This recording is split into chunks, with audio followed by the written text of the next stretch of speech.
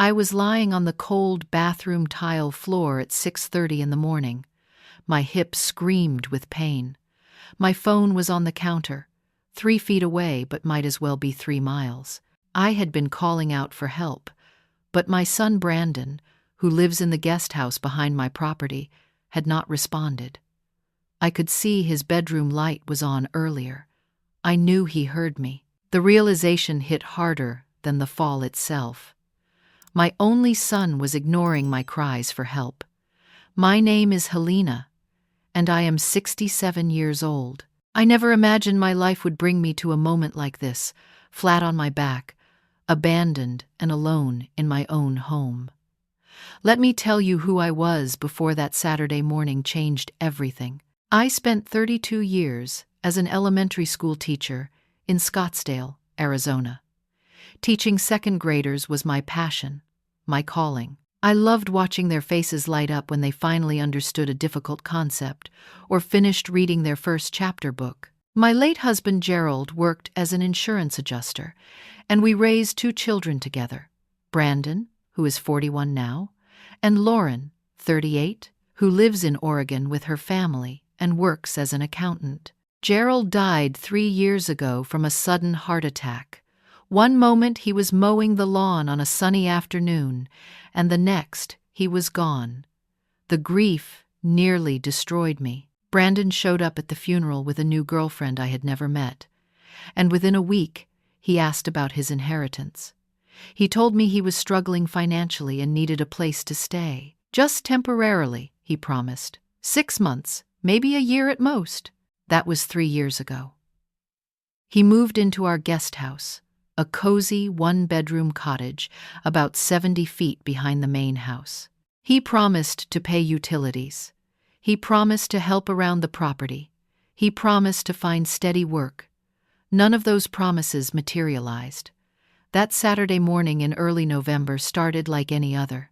I woke at 6, made my coffee, and took my blood pressure medication with a glass of water. The house was quiet.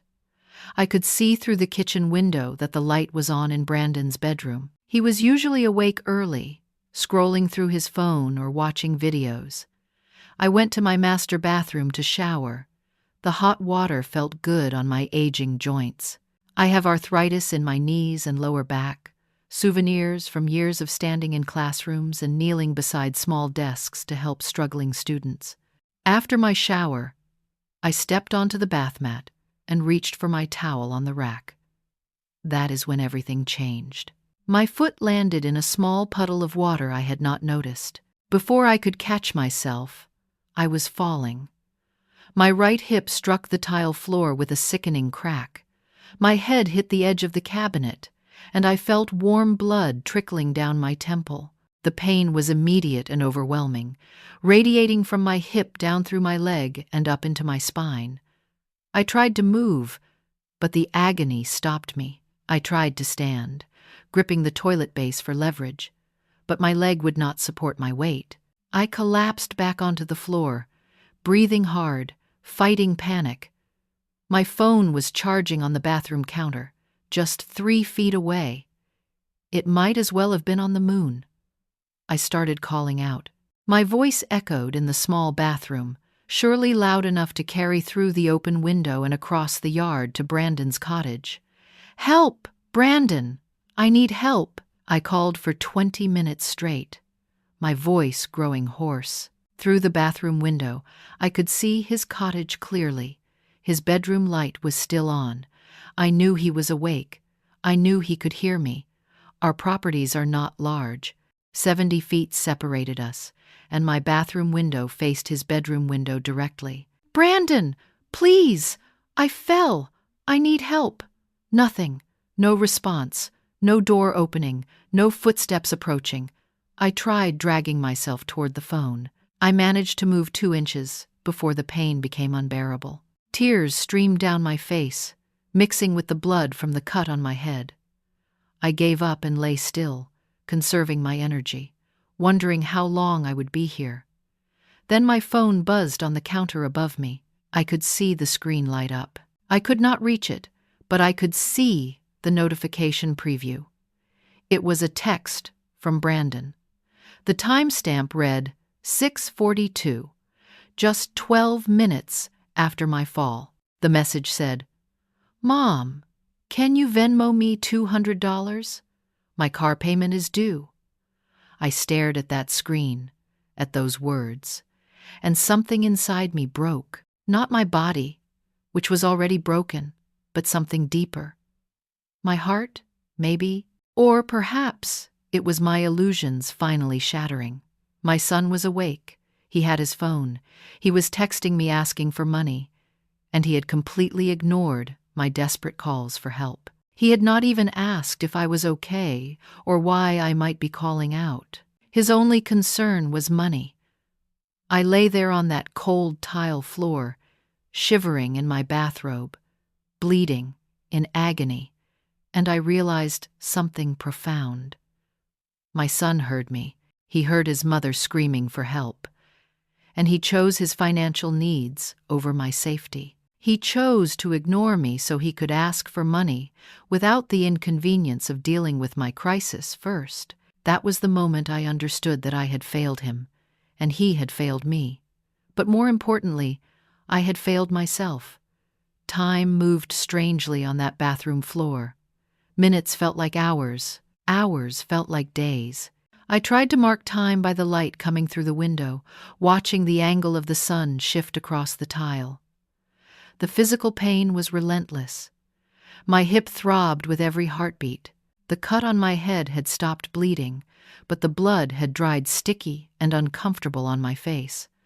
The tile floor, which had seemed merely cool at first, now felt like ice beneath me. I shivered constantly despite my bathrobe. My mouth was dry. I was thirsty, desperately thirsty. But there was no way to reach the sink.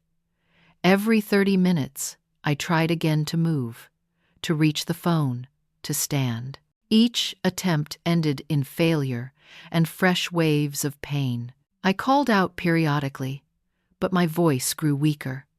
I was conserving energy now, saving my strength for when it might matter most. As I lay there, unable to do anything but think, memories flooded my mind, good memories and bad ones, all tangled together, all demanding to be examined in this moment of forced stillness. I remembered Brandon as a little boy. He was sweet then, genuinely sweet. He loved dinosaurs with a passion that made me smile. Every weekend, I took him to the Natural History Museum in Phoenix. We would spend hours looking at fossils, reading plaques, imagining what the world looked like millions of years ago. He would hold my hand and tell me facts he had memorized from library books. "Mommy, did you know the Brachiosaurus could eat leaves from trees as tall as a 4-story building?" His eyes would shine with wonder. Gerald worked long hours back then, building his career, providing for us. He was a good man and a good provider, but he was not around much during the day. I did most of the parenting. I attended the school conferences, the doctor appointments, the birthday parties. I helped with homework and science projects. I dried tears and celebrated victories. Lauren, my daughter, was easier in some ways. She was naturally independent, naturally responsible. Even as a child, she took care of herself. She did her homework without being asked. She cleaned her room without prompting. She was kind to Brandon, patient with his neediness, generous with her time. The change in Brandon started around 15. Gerald's career had taken off by then, and I think guilt drove him to overcompensate for his absence. Brandon wanted new shoes. Gerald bought them, top of the line, without question. Brandon wanted a car for his 16th birthday. Gerald bought him a nearly new sedan, far nicer than what most teenagers drove. Brandon wanted the latest gaming system. Gerald had it delivered overnight. I tried to set boundaries. I truly did. I suggested Brandon get a part-time job to learn responsibility. I suggested he save his allowance for things he wanted. I suggested he volunteer somewhere to understand the value of hard work and service. Gerald undermined me every time. "Let the kid be a kid," he would say. "We can afford it. Why make him struggle when we don't have to?" Lauren noticed. She never said much, but I could see it in her eyes. She worked part-time through high school, saving for college. She did not ask for expensive things. She earned scholarships and studied hard, and she watched her brother get everything handed to him without effort. Brandon went to college on our dime. Gerald and I paid full tuition, room, board, books, spending money. Brandon dropped out halfway through his sophomore year. He said college was not for him, that he was going to start a business instead. Gerald funded that business. It failed within 6 months. Brandon tried again. Another business, another failure, then another. 6 different ventures over the years, all funded by his father, all ending in excuses and blame placed everywhere except on Brandon himself. He never held a job longer than 8 months. There was always a reason. The boss was unfair. The coworkers were incompetent. The company was corrupt. The hours were unreasonable. It was never his fault. He cycled through girlfriends too. Each relationship ended with Brandon as the victim of their unreasonableness. They were too demanding, too emotional, too controlling. He never saw his own patterns, his own contributions to the failures. After Gerald died, Brandon appeared at the funeral and asked about money within a week. No period of mourning for his father, no concern for his grieving mother, just calculations about inheritance and opportunity.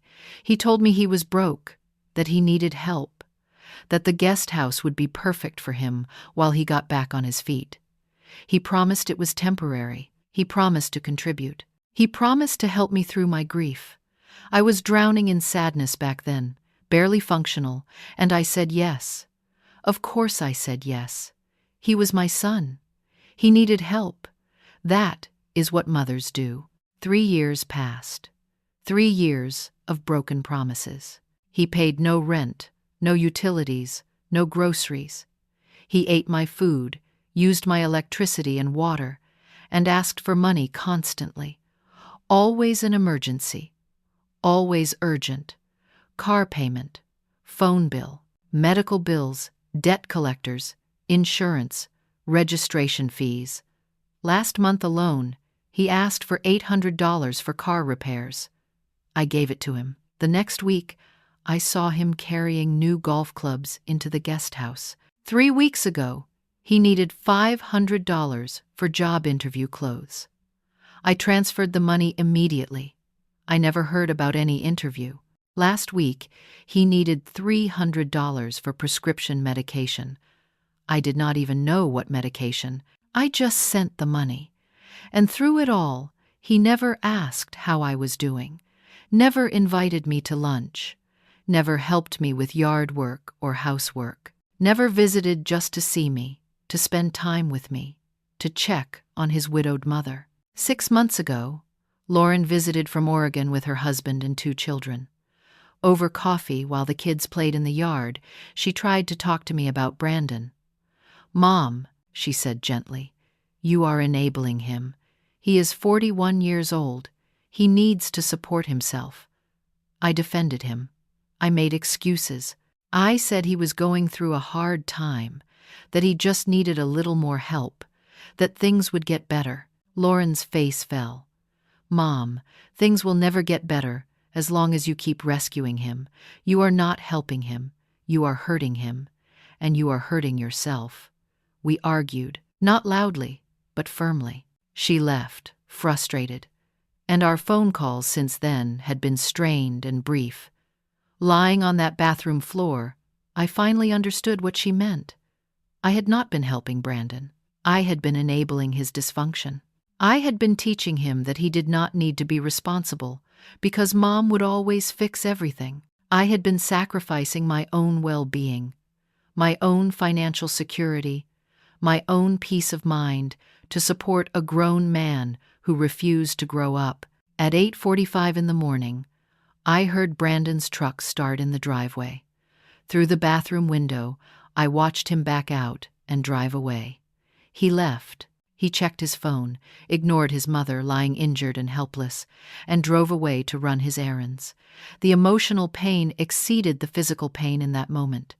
The betrayal cut deeper than any broken bone. I had given this man life. I had raised him, loved him, sacrificed for him, supported him financially and emotionally for over 40 years. And when I needed him most, when I was literally screaming for help, he abandoned me for his own convenience.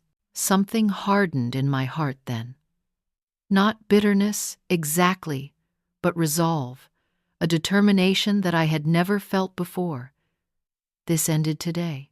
Whatever happened next, however this turned out, I was done. Done enabling, done sacrificing, done accepting crumbs of affection from someone who only valued me as a source of money. I was done. At 10:30, I heard a key in my front door. My neighbor Dorothy called my name. Dear Dorothy, 72 years old, a retired nurse and widow, my closest friend. We had plans that morning to meet for coffee at 10. When I did not answer my door, she used the spare key we had exchanged years ago for emergencies. Helena, are you here? Bathroom. I managed to call out, my voice barely above a whisper. I fell. She found me within seconds. Her nurse training kicked in immediately. She assessed my injuries, grabbed blankets from my bedroom to warm me, pressed a clean towel against the cut on my head, and called 911. Then she sat on the floor beside me, holding my hand, telling me everything would be okay. The paramedics arrived quickly. 2 young men, professional and kind. They carefully examined me, asked questions, checked my vital signs. They confirmed what I already knew: fractured hip, possible concussion, severe dehydration, mild hypothermia. They lifted me onto a stretcher with excruciating care, but it still hurt terribly. Dorothy rode in the ambulance with me, never letting go of my hand.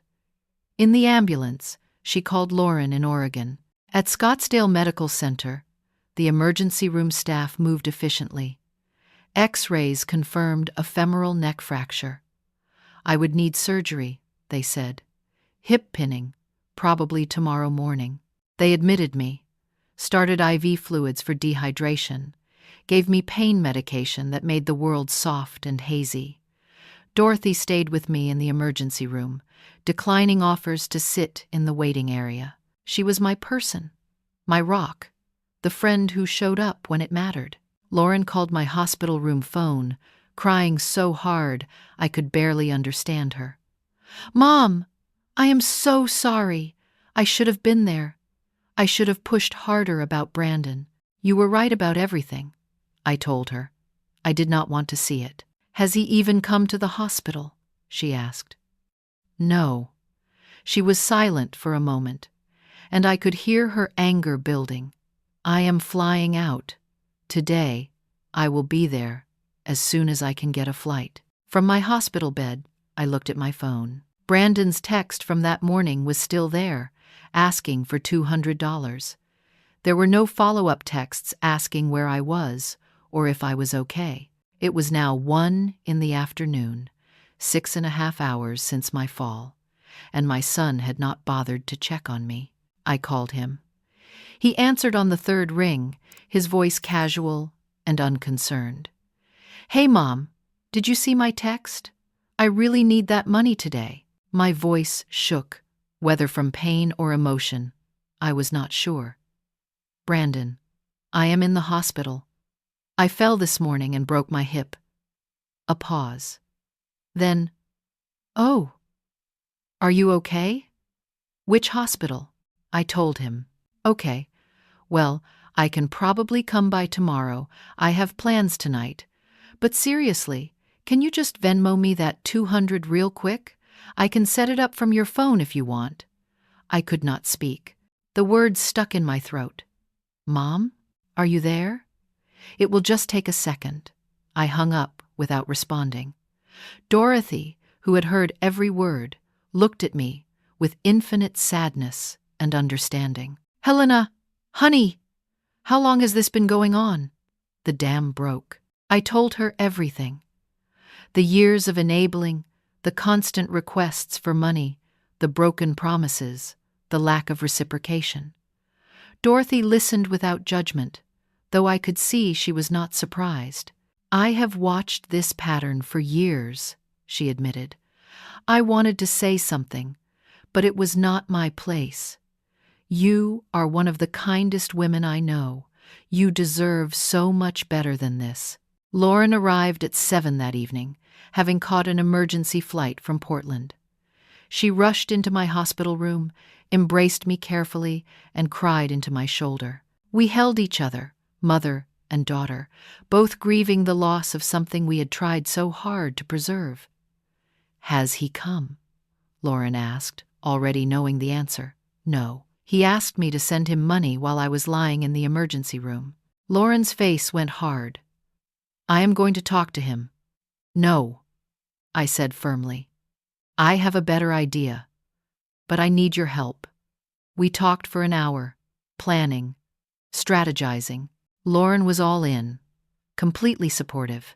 She told me she would take family leave from her accounting firm and stay for 2 weeks to help me recover and execute the plan.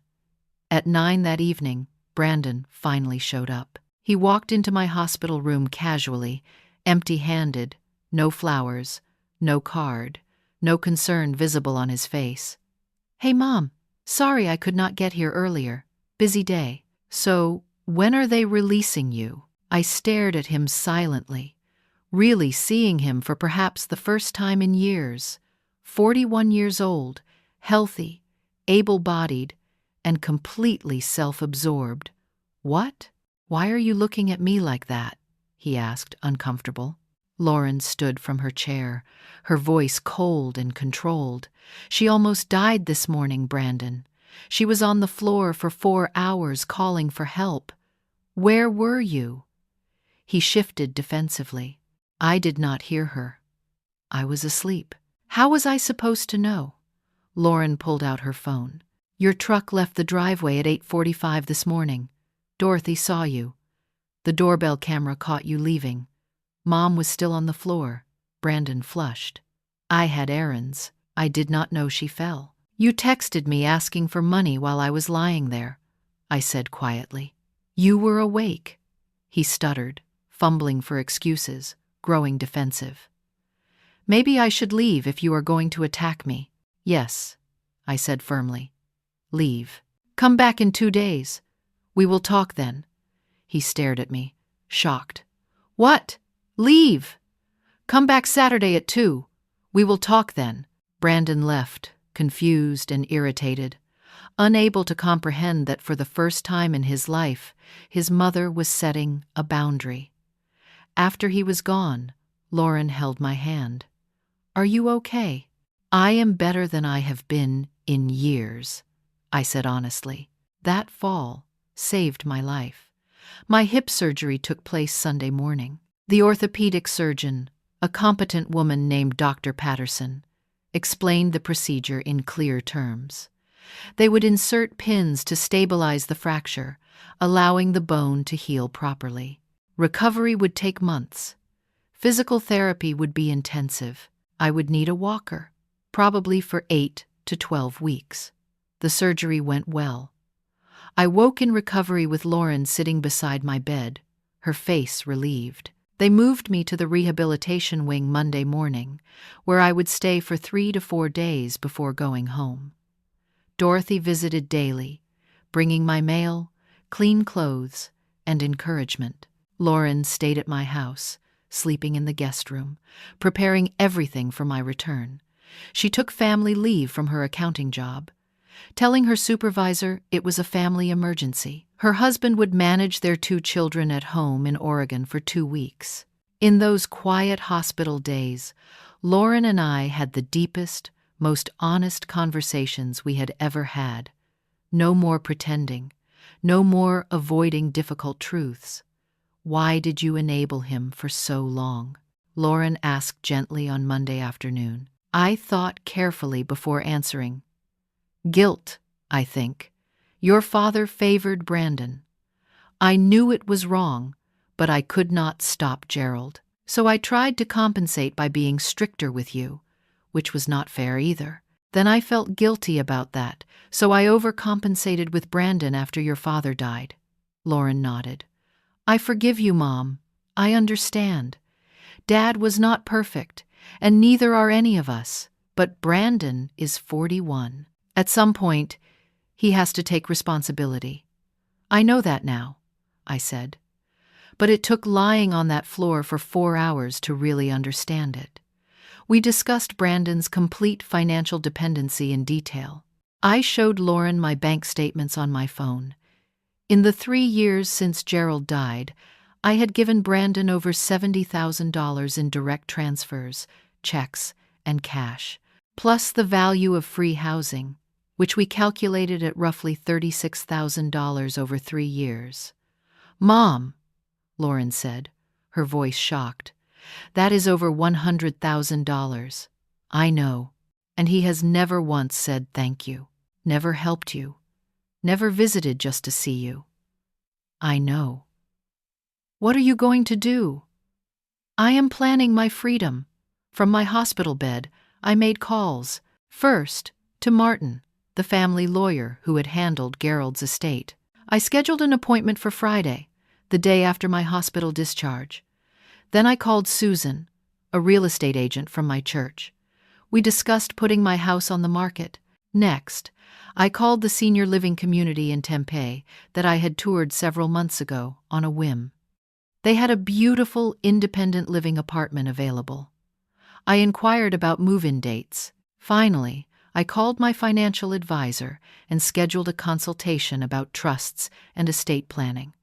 With Lauren's help, I created detailed documentation. We listed every financial transaction with Brandon over the past 3 years, pulling bank statements, Venmo receipts, copies of checks, and notes about cash withdrawals. We created a timeline of his requests versus his actual needs. We documented instances where he lied about why he needed money. We saved text messages showing his priorities. I explained my full plan to Lauren.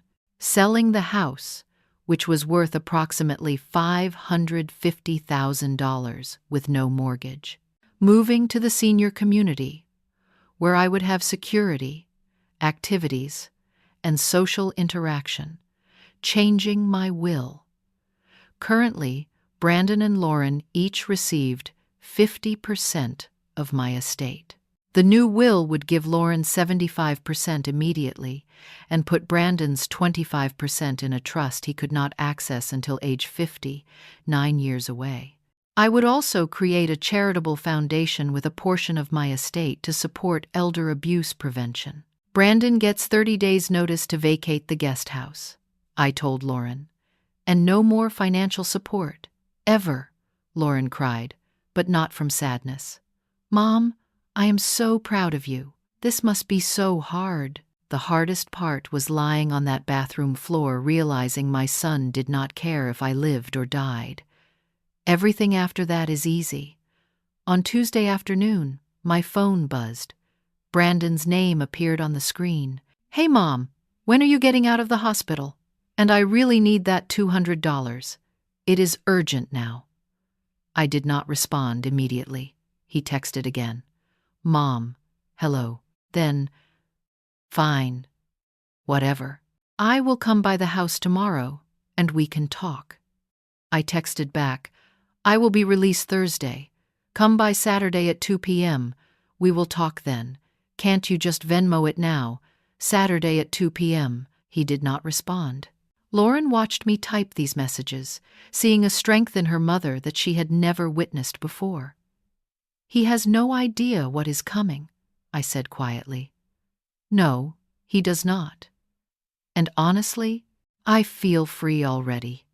Lauren squeezed my hand. You are the bravest person I know. Thursday afternoon, they discharged me from the hospital. Lauren drove me home in her rental car, a process that required patience and careful maneuvering. Getting in and out of vehicles with a walker and a healing hip is not simple. Every movement hurt, but the pain medication helped. Dorothy had been busy during my hospital stay. She had cleaned my house, prepared meals, and filled my refrigerator with easy-to-heat options. When we arrived, a small welcome home gathering waited. Dorothy, 2 friends from church, and a neighbor from down the street. They had brought flowers and cards and genuine love. Brandon did not call, text, or visit. On Friday, Lauren drove me to Martin's office downtown. The attorney, a distinguished man in his 60s with kind eyes, expressed immediate concern about my walker and visible healing. I explained everything: the fall, the abandonment, the years of enabling, the decision to change course. I presented all my documentation. Martin reviewed it carefully, asking questions, taking notes. "This is financial elder abuse," he said bluntly. "You could pursue legal action if you wanted. I do not want to punish him," I clarified. "I want to free myself and hopefully, eventually, free him from this dependency." Martin drew up new will documents, trust papers, and a formal 30-day notice to vacate the guest house. He also prepared power of attorney documents naming Lauren as my agent for healthcare and financial decisions should I become incapacitated. I signed everything. We then went to Susan's office and signed the listing agreement. My house would go on the market in 2 weeks after Brandon moved out. That evening, Lauren and I had quiet dinner together. Dorothy joined us. We talked about the future, about possibilities, about the life I might build for myself. "You sound happy, Mom," Lauren observed. "I am," I admitted.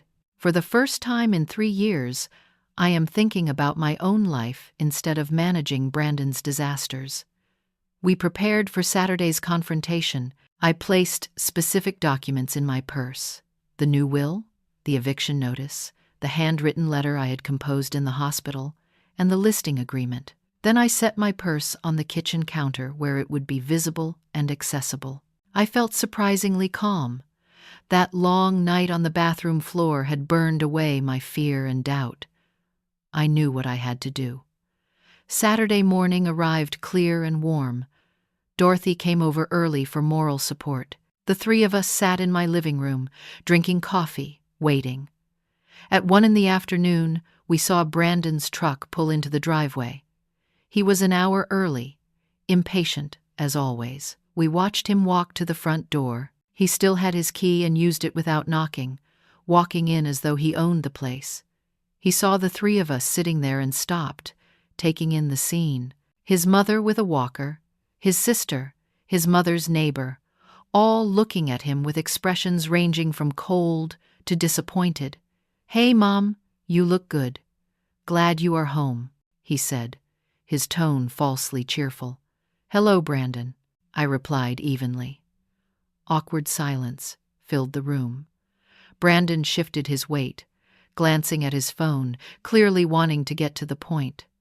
"So, can we talk? I actually need more than $200 now. My rent went up." Lauren's voice cut through the room like a knife. "Your rent?" Brandon flushed, caught in his automatic lie. "I mean, my car payment and insurance. It all went up." "Brandon, you do not pay rent," I said calmly. "You live in my guest house for free. Whatever, you know what I mean. I need about $600. Can you write me a check?" I looked at my son, really looked at him, and felt nothing but sadness for the man he had become. "Why did you not help me when I fell?" He immediately went defensive. "I told you. I did not hear you. I was asleep." Lauren opened her laptop on the coffee table. "This is the doorbell camera footage from Saturday morning." She turned the screen toward him. The video showed clearly Brandon walking out to his truck at 8:45, checking his phone, getting in, and driving away. Brandon's face reddened. "Okay, fine. I had to run errands. I did not know you fell. You texted me, asking for money at 6:42 in the morning," I said. "So? That does not mean I knew you were hurt. I was screaming for help. Your window was open. You were 70 feet away." Brandon's expression shifted from defensive to angry. "Are we really going to do this? I came here to talk about my financial situation, and you are attacking me." Dorothy spoke then, her nurse's voice firm and authoritative. "Your mother almost died, but she did not," Brandon snapped. "She is fine. Can we move on?" The room went silent. In that silence, I saw clearly the man I had raised, not the child he had been, but the adult he had chosen to become. Someone who measured human worth in dollars and inconvenience. Someone who felt entitled to everything and grateful for nothing. "Brandon," I said very calmly, "how much money have I given you in the last 3 years?" He shrugged dismissively. "I do not know. Why does it matter?" "Over $100,000, he scoffed. "That is not true." Lauren handed him a folder. Bank statements, receipts, and a complete timeline. "It is all documented." Brandon flipped through the pages, his expression shifting from dismissive to uncomfortable. "Okay, so you helped me out. You are my mother. That is what parents do. And what have you done for me?" I asked. "What do you mean? I am your son. I do not have to do anything."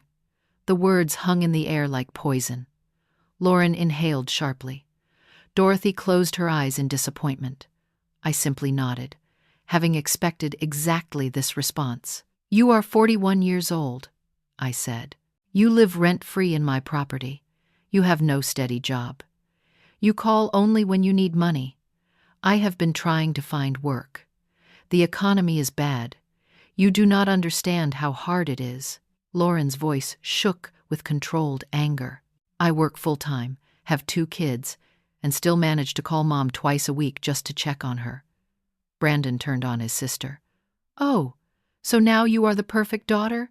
Everyone knows you were always Mom's favorite." I stared at him, genuinely shocked. "That is what you think. Dad knew it. That is why he made sure I was taken care of." In that moment, I understood. Brandon had rewritten history in his mind. He had convinced himself that he was the victim, the overlooked child, the one who deserved compensation for imagined slights. He could not see his own behavior because he was trapped in a narrative of entitlement and grievance. "Brandon, I need you to leave now," I said quietly. "But before you go, check my purse. It is on the kitchen counter." He looked confused but eager. "Why? Is there cash in it? Just look." Brandon walked to the kitchen, grabbed my purse from the counter, and opened it. He found the manila envelope immediately, pulled it out, and opened it with greedy fingers expecting money. Instead, he found documents. His face changed as he began reading, shifting from confusion to shock to something resembling panic.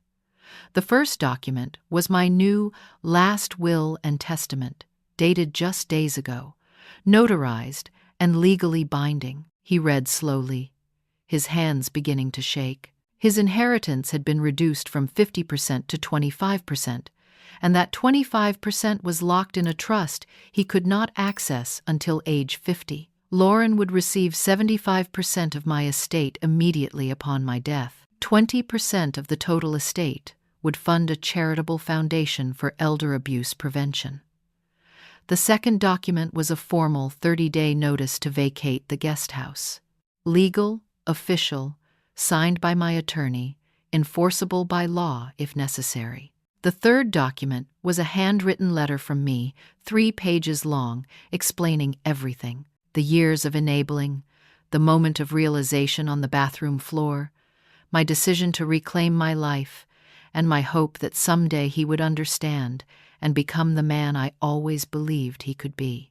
I wrote that I loved him but would no longer finance his lifestyle. I offered a relationship if he sought genuine help and found employment, but made clear there would be no more money, ever. The fourth document was the real estate listing agreement, showing my house would be on the market within 2 weeks. I was moving to a senior living community. The guest house would be demolished or renovated by future owners. Brandon read all 4 documents, then read them again, as if repetition might change the words. When he finally looked up, his face had gone white, then red, then white again. "You cannot do this," he said, his voice hollow. "I already have," I replied. "This is my home. You cannot kick me out. It is my house. I can." His voice rose, desperation creeping in. "What about Dad? He wanted me taken care of. Your father died 3 years ago. He did not want you living off me forever. He wanted you to become independent and successful. I failed him by enabling you. I am correcting that now. You are punishing me because I did not help you that one time." I almost laughed at the absurdity. "That one time? Brandon, you left me on the floor for 4 hours. You asked for money while I was in the emergency room. You showed up at the hospital 14 hours later without even bringing flowers, and you still have not apologized." Lauren added quietly, "You have never apologized."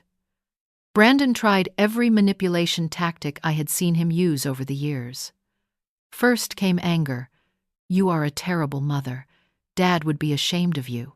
I stayed calm, anchored by the certainty of my decision. Then guilt. "I cannot believe you are doing this to your own son. What will people think?" "I do not care what people think anymore." Then victimhood. "I have nowhere to go. You are making me homeless." Dorothy spoke up. "You have had 41 years to prepare for independence." Then bargaining. "What if I get a job? What if I pay rent? Can I stay then? The house is selling. I am moving." This chapter is over. Finally, false promises. "I will change, I promise. Just give me one more chance." I gave you 3 years of chances. You did not even help me when I was dying. Brandon made one last attempt, his voice taking on a wheedling quality I recognized from childhood. "Fine. If you are kicking me out, at least give me money for first and last month's rent somewhere." "No." "Security deposit then." "No, Mom, please. I have nothing. You have what your father and I gave you, a good education, opportunities, and 30 days to figure out your life. You are really doing this." "Yes." Brandon grabbed the documents, crumpling them slightly in his fist. "I am going to fight this. I will get a lawyer." A voice came from the hallway. Martin, my attorney, stepped into the living room. I had invited him to be present, knowing this might happen. "I am her lawyer," Martin said calmly. "Those documents are legally binding. Contest them if you want, but you will lose and pay substantial legal fees in the process. I would advise against it." Brandon stood frozen, realizing he had lost. Every card he had ever played was suddenly worthless. His mother was no longer susceptible to guilt, manipulation, or empty promises. He looked at me with something I had never seen before, the dawning realization that actions have consequences. He stormed toward the door, then turned back one final time. "You know what? I never loved you. I only came around for the money. Dad was right about you all along." The words were meant to wound, but they bounced off me harmlessly. I had spent 4 hours on a bathroom floor facing hard truths. His lies could not hurt me anymore. "Your father loved me deeply," I said quietly. "He also loved you. But he died never knowing the man you really became. I am grateful for that, at least. You will regret this," Brandon threatened. "The only thing I regret is not doing this sooner." Brandon slammed the door so hard the frame shook. His truck engine roared to life, and he peeled out of the driveway, leaving rubber marks on the concrete.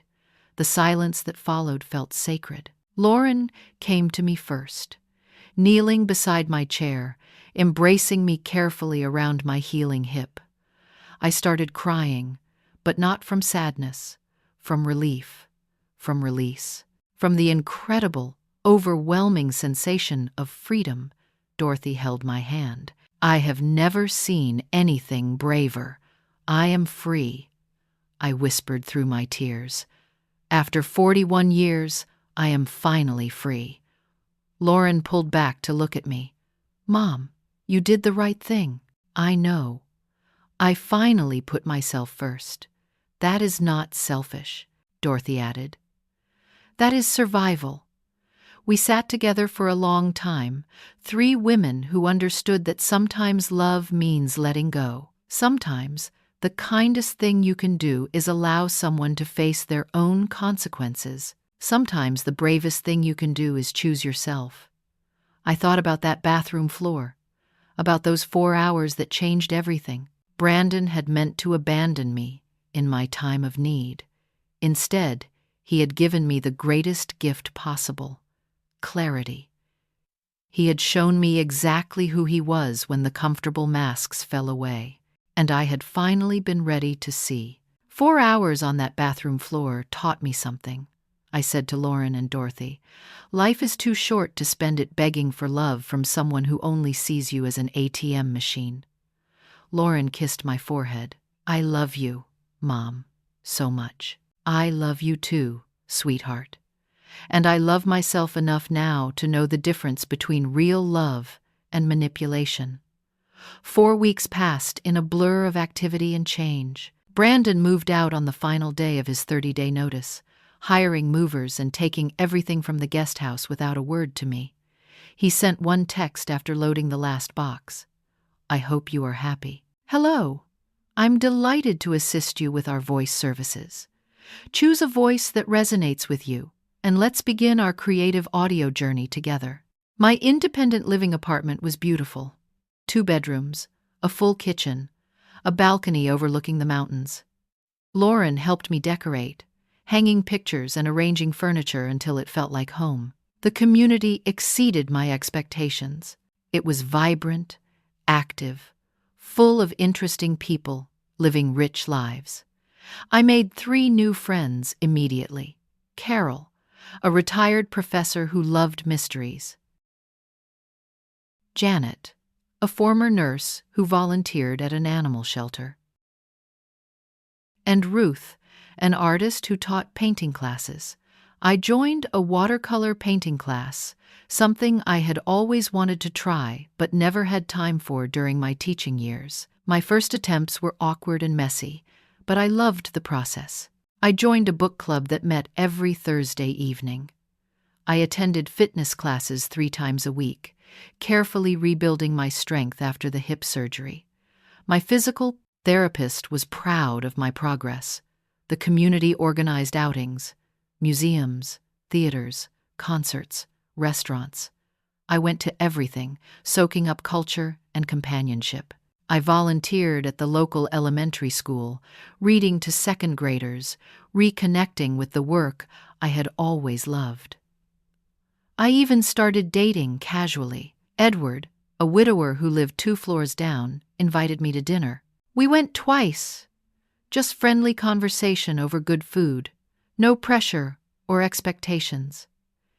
It was nice to feel seen as a woman, not just as someone's mother or someone's wallet. My relationship with Lauren flourished. We video called 3 times a week, really talking, really connecting.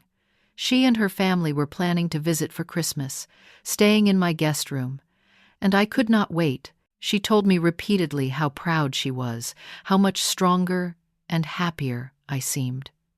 Mom, you seem 10 years younger, she said during one call. I feel reborn, I admitted. With the proceeds from my house sale, I secured my retirement completely. I consulted with my financial advisor and created a conservative portfolio that would provide steady income for the rest of my life. I also funded the charitable foundation I had promised, the Second Chapter Foundation, dedicated to supporting seniors dealing with financial exploitation by family members. The foundation provided resources, legal support, and counseling for elders in situations similar to mine. In the first month alone, we helped 12 families. Knowing that my pain had purpose, that something good came from those 4 hours on the bathroom floor, brought me peace. 6 weeks after Brandon moved out, I received a call from an unknown number. Against my better judgment, I answered. "Mom?" Brandon's voice, but different, quieter, uncertain. "Yes, I need to tell you something. I am in rehab." I sat down carefully, my heart pounding. "What kind of rehab?" "Drug rehabilitation, for cocaine addiction. I have been using for 2 years. That is where your money went." The pieces suddenly fit together. The constant need for cash, the erratic behavior, the inability to hold jobs. "Oh, Brandon, I am not calling to ask for anything," he said quickly. "I am calling to say I am sorry. Really sorry. You were right about everything." I did not speak, letting him continue. "I have been in therapy here. Real therapy. They diagnosed me with narcissistic personality disorder and substance abuse issues. I am working on both. It is hard, but I am trying. I appreciate you telling me this. I do not expect forgiveness. I do not deserve it. But I wanted you to know I am trying to get better. For me, not for money or inheritance. For me. That is the first healthy thing I have heard you say in years. Can I call you sometimes? Just to talk." I thought carefully before answering. "Yes, but I will not give you money." "I know. I am not asking. I just want to try to have a real relationship, if you are willing." Tears ran down my face. "I have always been willing, sweetheart. I just needed you to meet me halfway." "I am going to try, Mom. I really am. Then I will be here." We talked for 20 minutes. Really talked. About his treatment, his realizations, his plans for after rehab. For the first time in years, he asked about me. About my new apartment. About my life. It was a small start, fragile and uncertain, but it was real. 6 months passed. The seasons changed. And so did I. Brandon completed his 90-day rehab program and got a job as a warehouse supervisor. He rented a small studio apartment and paid his own bills.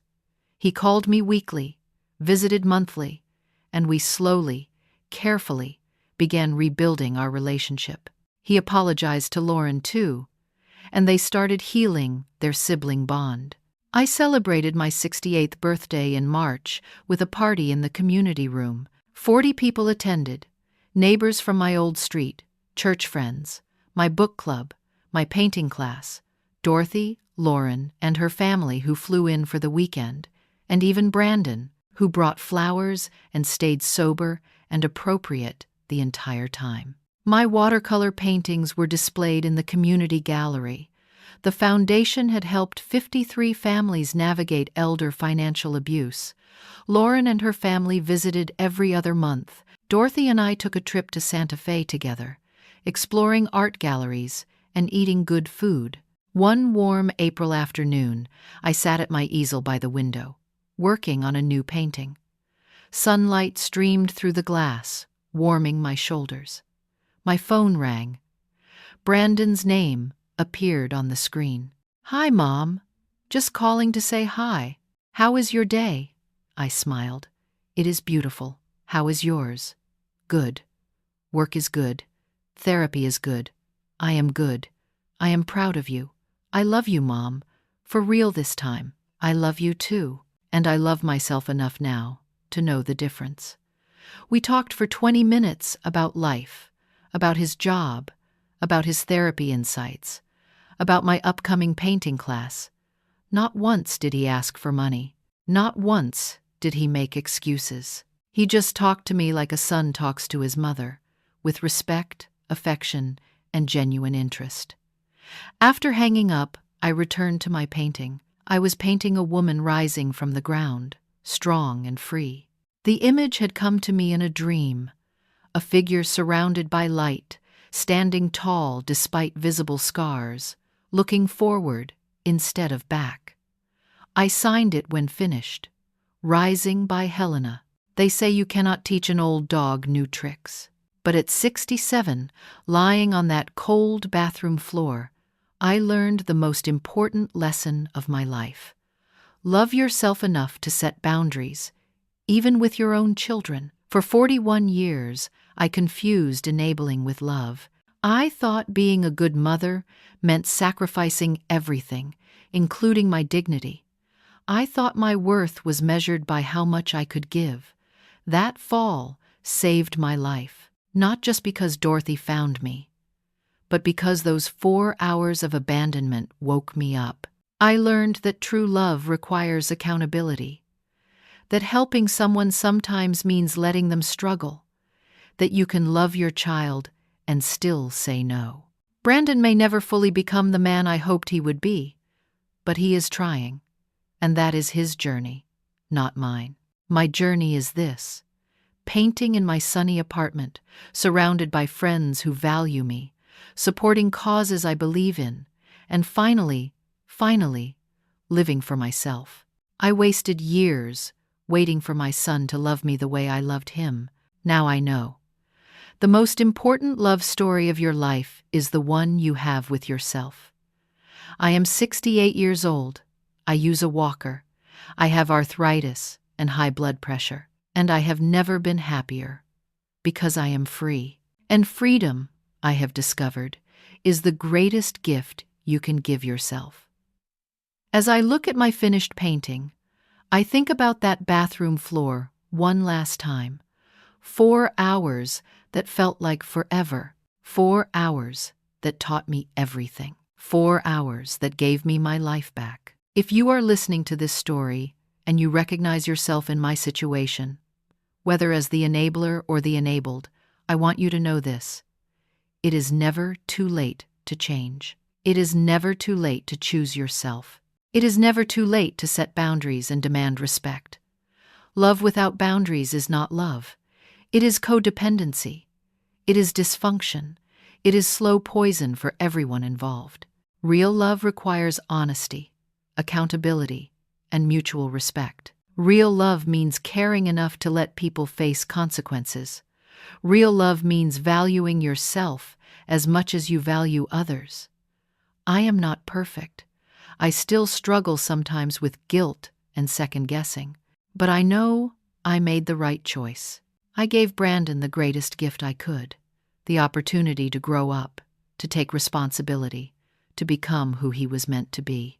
And I gave myself an even greater gift: freedom to live authentically, to prioritize my own well-being, to build a life filled with purpose and joy. So I ask you, have you ever had to set a difficult boundary with someone you love? Have you ever had to choose yourself over someone else's expectations? How did it change your life? I would love to hear your stories in the comments below.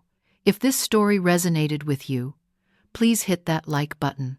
Subscribe to this channel for more real-life stories about courage, growth, and transformation. And share this story with someone who might need to hear it. You never know whose life you might change. Thank you for listening to my story. Thank you for being here. I hope you find the courage to rise, to set boundaries, and to love yourself fiercely. May you always know your worth. May you always choose yourself. And may you always have the courage to start your second chapter, no matter your age, with love and hope. Helena.